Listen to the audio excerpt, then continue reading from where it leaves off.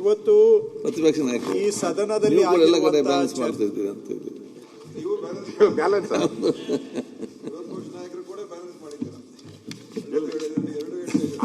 ಇಲ್ಲ ಅಂದ್ರೆ ಇಲ್ಲ. ನಾನು ಸುಮ್ಮನೆ ಅವ್ರು ಹೇಳಿದ್ ಕೇಳಿದೆ. ನಾನು ಲಾಸ್ಟ್ ಟೈಮ್ ಹೇಳಿದೆ ಯಾರು ಇರಲಿಲ್ಲ ಉತ್ತರ ಕೊಡಕ್ಕೆ. ನಾನು ಹೇಳಿದೆ ಊರಿಗೆ ಒಬ್ಳೆ ಪದ್ಮಾವತಿ ಇದರಪ್ಪ ಉತ್ತರ ಕೊಡ್ತಾರೆ ಅಂತ ಹೇಳಿದೆ.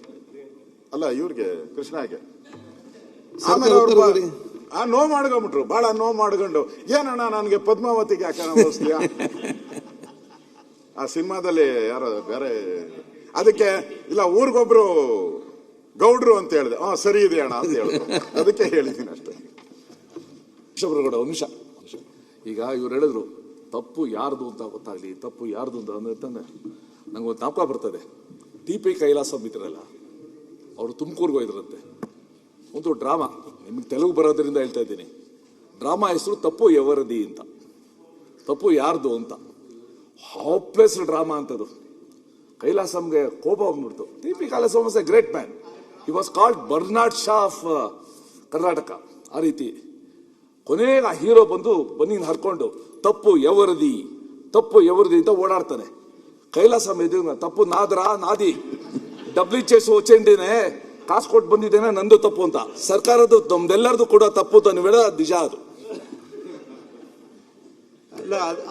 ಅದು ನೀವು ಹೇಳೋದು ಸತ್ಯನೂ ಕೂಡ ಹೇಳ್ತೇನೆ. ಯಾಕೆ ಅಂತ ಹೇಳ್ತೇನೆ. ನೀವು ಹೇಳೋದು ಸತ್ಯ ಇದೆ, ಈ ವಿಷಯದಲ್ಲಿ ಇದೆ, ಹೇಳ್ತೇನೆ ಯಾಕೆ ಅಂತ ಆಮೇಲೆ ಹೇಳ್ತೇನೆ.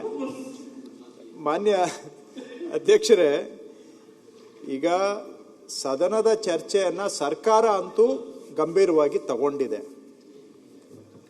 ಇದನ್ನ ಆಯೋಗ ಕೂಡ ಗಂಭೀರವಾಗಿ ತಗೊಂಡಿದೆ.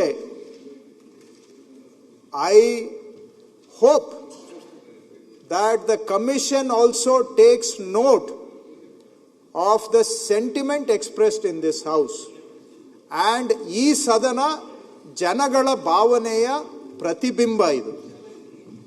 This house reflects the will of the people, and ಇವತ್ತು people have spoken, and I hope for its own interest and for the interest of the state, the commission also takes note of the severe disenchantment expressed by this house. I hope so too. ಅದನ್ನ ಹೇಳಿ ಆದಗಂತೇಳಿ ಬರೀ hope ಮೇಲೆ ನಿಮ್ದು ಉತ್ತರ ಇಲ್ಲ. ನಮ್ಮ ಏನೆಲ್ಲ ಪ್ರಯತ್ನ ಮಾಡಲಿಕ್ಕೆ ಸಾಧ್ಯ ಆ ಎಲ್ಲ ಪ್ರಯತ್ನವನ್ನು ಕೂಡ ನಾವು ಮಾಡ್ತೇವೆ. ಈಗ ಮಾನ್ಯ ಪ್ರತಿಪಕ್ಷದ ನಾಯಕರು ಇವ್ರನ್ನೇನಾದ್ರೂ ಒಂದು ಲಾಜಿಕಲ್ ಎಂಡಿಗೆ ತಗೊಂಡೋಗ್ಬೇಕು, ನೀವು ಇದಕ್ಕೆ ಪನಿಷ್ಮೆಂಟ್ ಆಗಬೇಕು ಅಂತ ಆಗಿಲ್ಲ ಅಂತ ಆಕ್ರೋಶದಲ್ಲಿದ್ದಾರೆ. ಅಂತ ಸಂದರ್ಭದಲ್ಲಿ ಅಂತಿಮ ಹಂತಕ್ಕೆ ಬಂದಿರುವಂತ ಒಂದು ಪಟ್ಟಿಯನ್ನ ನಾವು ರದ್ದು ಮಾಡಿ ಮತ್ತೆ ಪರೀಕ್ಷೆ ಮಾಡ್ತೀವಿ ಅಂದ್ರೆ ಮತ್ತೆ 1.5 ವರ್ಷ ಮುಂದಕ್ಕೆ ಹೋಗುತ್ತೆ. ಹಾಗಂತೇಳಿ ತಪ್ಪಾಗಿದ್ದನ್ನು ಸಹ ಮಾಡಬೇಕು ಅಂತ ನಾನು ಹೇಳ್ತಾ ಇಲ್ಲ. ಏನಾದ್ರೂ ತಪ್ಪಾಗಿದ್ರೆ ಅದನ್ನ ನಾವು ಅಂತ ಸಂದರ್ಭದಲ್ಲಿ ಆ ತೀರ್ಮಾನ ತಗೊಳ್ಳೋಣ. ಆದ್ರೆ ಈಗ ಏನಾದ್ರೂ ನಾವು ಅದನ್ನ ರದ್ದು ಮಾಡಕ್ ಹೋದ್ರೆ ಇದರಿಂದ ಬಾಧಿತರಾಗೋರು ಅದೇ ಯುವಕರು ಯುವತಿಯರಾಗ್ತಾರೆ.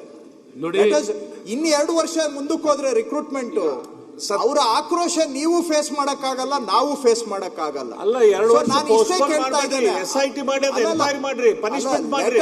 Let us cautiously. ಒಂದು ನಿಮಿಷ ಶ್ರೋತ, ಐ ಫುಲ್ಲಿ ಅಗ್ರಿ. ನಾವು ಯಾವುದೋ ಒಂದು ರೂಮ್, ನೀವೊಂದು ಮಾತಾಡಿದ್ರಿ, ಒಂದು ರೂಮ್ ಇಂದ ಮಾತ್ರ ತಗೊಂಡು ಮಾಡ್ಲಿಕ್ಕೆ ಆಗೋದಿಲ್ಲ. ನಾವು ಏನಾದ್ರು ಇದಕ್ಕೆ ಇನ್ನಷ್ಟು ಆಧಾರ ಬಂದರೆ we are open for it ಅಂತ ಹೇಳಿದ್ದಾರೆ. ಖಂಡಿತ ಇನ್ನ 3-4 ದಿವಸದಲ್ಲಿ ಈ ಯುವಕರ ನಡುವೆ ಯಾವ್ಯಾವ ಕಾರಣಕ್ಕೋಸ್ಕರ ಈ ಮೇನ್ ಎಕ್ಸಾಮ್ ಅಲ್ಲಿ ಬಹಳ ಹೇರಾಫೇರಿ ಆಗಿದೆ ಅಂತ ಅನ್ಸಿದೆ, ಆ ಗ್ರೌಂಡ್ ನಾನು ನಿಮ್ಗೆ ಕೊಡ್ತೀನಿ. ಅದನ್ನು ಆಧರಿಸಿ ಮುಂದಿನ ಕ್ರಮ ನೀವು ತಗೊಳ್ಳಿ. ಓಕೆ. ಸೊ ಈಗ ಈ ಚರ್ಚೆ ಮುಕ್ತಾಯಗೊಂಡು ಸದನ ಸಮಿತಿಯನ್ನು ರಚಿಸುವ ತೀರ್ಮಾನ ಇದು. ಒಂದು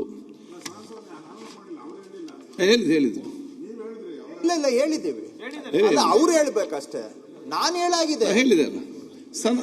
ಅದೇ ಈಗ ಸರ್ಕಾರ ಕೂಡ ಸದನ ಸಮಿತಿ ಮಾಡಲಿಕ್ಕೆ ಅದನ್ನು ಸೂಚಿಸಿದ್ದಾರೆ, ನೀವು ಅದನ್ನು ಒಪ್ಪಿದ್ದೀರಿ. ಆದ ಅತಿ ಶೀಘ್ರದಲ್ಲೇ ವಿಧಾನಸಭೆ ಸದನ ಸಮಿತಿಯನ್ನು ರಚಿಸಲಾಗುವುದು.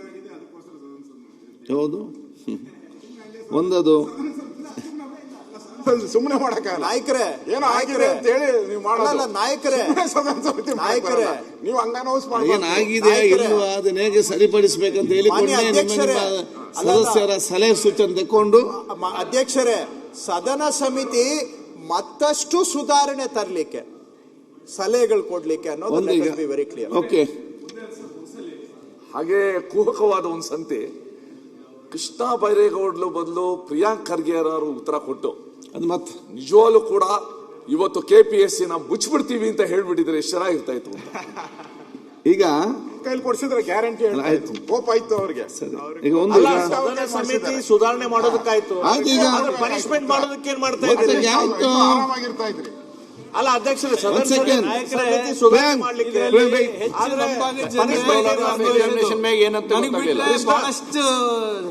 ಈಗ ಸಂವಿಧಾನದಲ್ಲಿ ಚೌಕಟ್ಟಿನಲ್ಲೇ ಮಾಡ್ಬೇಕು. ನಾನು ಸಂವಿಧಾನನು ಹೇಗಿದೆ, ಇಫ್ ದ ಲೆಜಿಸ್ಲೇಟರ್ಸ್ ಪಾರ್ಲಿಮೆಂಟ್ ತಿದ್ದುಪಡಿ ತರಬಹುದು.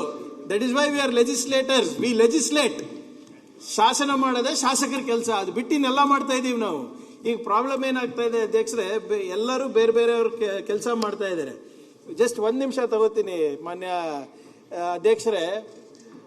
ಶಾಸಕರು ಮಾಡಬೇಕಾಗಿರೋದು ಶಾಸನ ಬಿಟ್ಟು ಎಕ್ಸಿಕ್ಯೂಟಿವ್ ಜಾಬ್ ಮಾಡ್ತಾ ಇದ್ದೀವಿ. ಅಂದ್ರೆ ಏನು ಟೆಂಡರ್ ಎಲ್ಲ ಇದೆ, ಯಾವ ಹಂತದಲ್ಲಿದೆ, ಯಾರಿಗೆ ಮಾಡೋದು, ಇದು ಎಕ್ಸಿಕ್ಯೂಟಿವ್ ಅವರು ಏನು ಮಾಡ್ತಾ ಇದ್ದಾರೆ, ಅವರು ಹೆಂಗಾನ ಇವ್ರು ಮಾಡ್ತಾ ಇದ್ದಾರೆ ಅಂತ ಆರಾಮಾಗಿದ್ದಾರೆ. ಜುಡಿಷಿಯರಿ ಅವರು judicial act in the garb of judicial activism ಅವರು ಶಾಸನ ಮಾಡ್ತಾ ಇದ್ದಾರೆ. ಮೀಡಿಯಾದವರು in the garb of right ಏನು ಸ್ಪೀಚ್, ಫ್ರೀಡಮ್ ಆಫ್ ಸ್ಪೀಚ್, ಅದು ಇದು ಅಂದ್ಬಿಟ್ಟು ಅವರು ಜುಡಿಷಿಯರಿ ಕೆಲಸ ಮಾಡ್ತಾ ಇದ್ದಾರೆ. ನೀವೆಲ್ಲ ಇಷ್ಟು ಅಕ್ಯೂಸ್ ಮಾಡ್ತಾರೆ, ರಾತ್ರಿ ಪ್ರೈಮ್ ಟೈಮಿಗೆ ಗಲ್ಲಿಗೇರಿಸ್ತಾರೆ. So nobody is doing our job. That is why this problem. ನೀವೆಲ್ಲ ಇಷ್ಟು ಆರಾಮದಲ್ಲಿ ಅಂತ ಹೇಳಿದ್ರೆ ಸಂಜೆ ತನಕ ನಡೆಸಬಹುದಿತ್ತು ಅಧಿವೇಶನವನ್ನು. ಈಗ ಆರಾಮದ ಇಷ್ಟು ಇದ್ರೆ ಅಧಿವೇಶನ ಮಧ್ಯಾಹ್ನ ಅಲ್ಲ, ಸಂಜೆ ತನಕ ನಡೆಸಬಹುದಿತ್ತು ಅಂತ. ಇಲ್ಲ, ನಾವೇನು ಹೇಳ್ತಾ ಇದ್ದೇವೆ, everybody is doing other people's job, that is the problem. ಆಯ್ತು, ಈಗ ಒಂದ್ ಸೆಕೆಂಡ್ ಕೆಲಸ ಮಾಡಿದ್ರೆ ನೀವು ಹೇಳ್ತಾ ಇದ್ರಲ್ಲ ಸರ್, KPSC ಮುಚ್ಚಬೇಕಾದ್ರೆ ಮುಚ್ಚಬಹುದು, ಶಾಸಕ ಮುಗಿತಲ್ಲ. ಫಿನಿಶ್ ಒಂದ್ ಸೆಕೆಂಡ್ ಮುಗಿಸಿ ಹೇಳಿದ್ರೆ ಮಾತಾಡೋದಕ್ಕೆ ಚರ್ಚೆ ಬೇಡ. ಅಲ್ಲ, ಇದು ಇಂಪಾರ್ಟೆಂಟ್ ಇಶ್ಯೂ ರೀ. ಕೃಷ್ಣ ಬೈರೇಗೌಡರು ಏನಾದ್ರು ಸುಧಾರಣೆ ಮಾಡಕ್ಕೆ ಶಾಸಕರದ್ದು ಒಂದು ಸಮಿತಿ ಮಾಡ್ತೇವೆ ಅಂತ ಹೇಳಿದ್ರು. ಅದು ಪನಿಷ್ಮೆಂಟ್ ಮಾಡ್ಲಿಕ್ಕೆ ಅವ್ರು ಹೇಳಿದ್ರೆ ಒಂದು ವೀಕ್ ಅಲ್ಲಿ ಬರೆದು ಕೊಡ್ತೇನೆ, ನೀವು ತನಿಖೆ ಮಾಡಿ ಅಂತ ಹೇಳಿ. ನಿಮ್ ಮುಂದೆ ಮತ್ತೆ ಕೇಳೋದಲ್ಲ, ಸೈಡಲ್ಲಿ ಕೂಡ ಕೇಳಬೇಕಲ್ಲ. ಅವ್ರು ಕೋಡಿ ಆಮೇಲೆ ವಿಚಾರ ಮಾಡ್ತೇವೆ ಅಂತ ಹೇಳಿದ್ರು.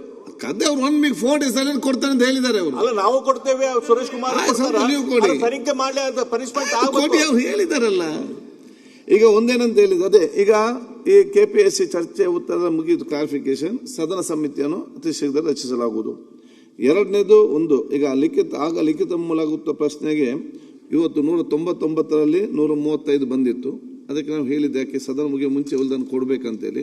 ಈಗ ನಾವು 199ರಲ್ಲಿ 171 ಕೊಟ್ಟಿದ್ದಾರೆ. ಯಾಕೆ ನಾವು ಸದನ ಮುಗಿಯ ಮುಂಚೆ ಯಾಕೆ ಕೊಡ್ಬೇಕಂತ ಹೇಳಿದ್ರೆ ಆವಾಗ ಮಾತ್ರ ಅದಕ್ಕೆ ಸ್ಯಾಂಟಿಟಿ ಇರ್ತದೆ. ಯಾಕೆ ಅದು ಸ್ಟಾರ್ ಮತ್ತು ಅನ್ಸ್ಟಾರ್ ಈಕ್ವಲ್ ರೈಟ್. ನಾವು ಅಶ್ಯೂರೆನ್ಸ್ ಕಮಿಟಿಯಲ್ಲಿ ಅದನ್ನು ಕೇಳ್ಬೋದು. ಸದನ ಮುಗಿದ ನಂತರ ಇದನ್ನು ಕೊಟ್ಟರೆ ಅದೇನು ಅದಕ್ಕೆ ವ್ಯಾಲ್ಯೂ ಇರೋದಿಲ್ಲ. ಸೊ ಸ್ವಲ್ಪ ಹೆಚ್ಚು ಸದನ ಮುಗಿಯ ಮುಂಚೆ ಅದನ್ನು ಕೊಡ್ಬೇಕಂತ ಸಚಿವರು ಹೇಳಿದ್ದೆ, ಕೊಟ್ಟಿದ್ದಾರೆ. ನಿರ್ಭೀತ, ನಿಷ್ಪಕ್ಷಪಾತ, ವಿಶ್ವಾಸಾರ್ಹ ಸುದ್ದಿಗಳಿಗೆ ಮತ್ತೊಂದು ಹೆಸರಾಗಿರುವ News18 ಕನ್ನಡ ಈಗ ಆಪ್ನಲ್ಲೂ ಲಭ್ಯವಿದೆ.